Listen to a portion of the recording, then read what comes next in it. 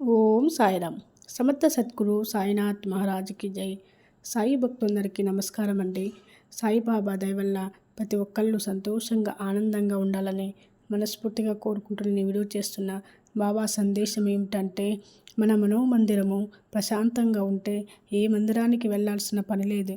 దేవుడు అన్ని చోట్ల ఉన్నాడని నువ్వు నమ్మితే నువ్వు చేసే ప్రతి మంచి పని ప్రార్థన అవుతుంది. అమ్మది నమ్మకం, నాన్నది కోపం, ఇద్దరిది ప్రేమే. నమ్మకము నీకు ధైర్యాన్ని ఇచ్చి నడిపిస్తే, నాన్న కోపము నీలో కనిపించే నిన్ను గెలిపిస్తుంది. ప్రాణం పోసేదాన్ని మందు అంటాం, ప్రాణం తీసేదాన్ని మందు అంటాం. పేర్లు ఒకేలా ఉన్నా గుణంలో తేడా ఉన్నట్లు మనుషులంతా ఒకేలా ఉండరు. మనస్సులో తేడాలు ఉంటాయి. బాధ అయినా సంతోషమైన ఒంటరిగానే అనుభవించడం నేర్చుకో.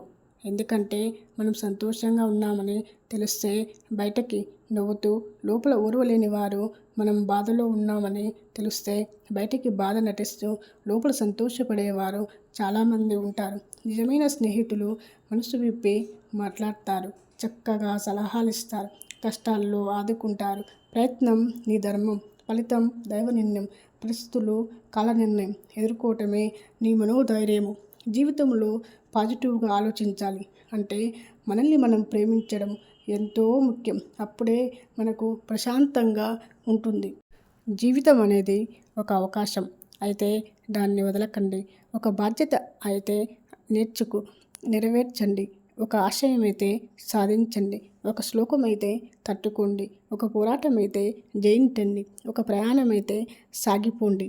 చిన్న మాటలైనా మనస్సు మారుస్తుంది అని నమ్మినప్పుడే నీకు ఏ తప్పు ఏదో ఒప్పు ఏదో తెలుస్తుంది. జీవితం ఎప్పుడు హైవే మీద జర్నీలా ఉండదు, చిట్టడవిలో ప్రయాణంలా ఉంటుంది. ఆ ప్రయాణాలన్నీ పిడుకోడు ప్రమాదంలా, ధైర్యవంతుడు సాహసంగా, తెలివైనవాడు విహారయాత్రలా చూస్తాడు. ధనాన్ని చూసి దరిచేరే బంధువులు, అందాన్ని చూసి కలిగే ప్రేమ, అవసరం కోసము కలుపుకునే స్నేహం ఎప్పటికీ శాశ్వతం కాదు. కాలం కలిసి రాకపోతే అవసరం లేని విషయాలకు కూడా మాట పడాల్సి వస్తుంది. అటువంటప్పుడు మాట కన్నా మౌనం మేలు. ఒకరి జీవితం గురించి చులకనగా మాట్లాడకు. ముందు నీ జీవితం గురించి ఆలోచించు. బతికినంత కాలం బాగుపడతావు. రాజీ పడలేని మనస్సుకు రోజుకో పరీక్ష పెడుతుంది కాలం. సర్ది పెట్టుకోవడం వచ్చిన సహనానికి సర్ది చెప్పుకోవడం కాస్త కష్టమే. రేపటిపై ఆశ లేకపోతే నిన్నటి నిరాశకు అంతం లేదు. నిన్నటి నిరాశకు కారణం లేకపోతే రేపటి ఆశ పునాది లేదు. పక్షులు ఒక పక్షి పైకి ఎగిరితే మిగతా పక్షులు కూడా తనతో పాటే పైకి ఎగిరి ఆనందిస్తాయి. మనుషులు ఒక వ్యక్తి పైకి ఎదుగుతుంటే వారిని తొక్కి ఆనందిస్తారు. అతి ప్రమాదకమైంది దుఃఖం, దాన్ని దిగమింగటం నేర్చుకో. ఇంకా భయంకరమైంది నిరాశ, దాన్ని అస్సలు పట్టించుకోకు.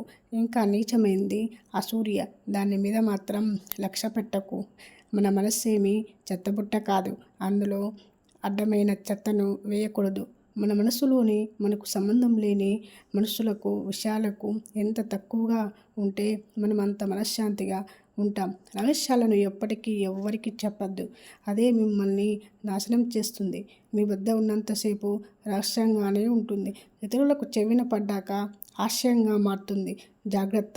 ధనం ఎక్కువగా ఉన్నప్పుడు ఖర్చు చేసే గుణం తగ్గించుకో. కోపం ఎక్కువగా ఉన్నప్పుడు మాటలను అదుపులో చేసుకో. గుణాన్ని అలమర్చుకో. నీకు కోపం వస్తే ఒక్క క్షణాన్ని అదుపులోనికి తెచ్చుకోగలిగితే బాధపడే 1000 క్షణాలను తప్పించుకోవచ్చు. మనిషి పతనానికి కోపమే మొదటి కారణం. ఒకరు నీ వద్దకు ఓదార్పు కోసం వచ్చినప్పుడు వారిని ఓదార్చి తర్వాత వారి గురించి తప్పుగా ఇతరులతో మాట్లాడితే అంతకంటే నమ్మక ద్రోహం మరొకటి ఉండదు.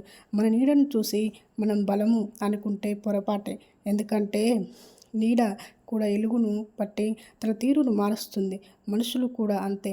అవసరాన్ని బట్టి, పిలుపు అవకాశాన్ని బట్టి తమ తీరును మారుస్తారు.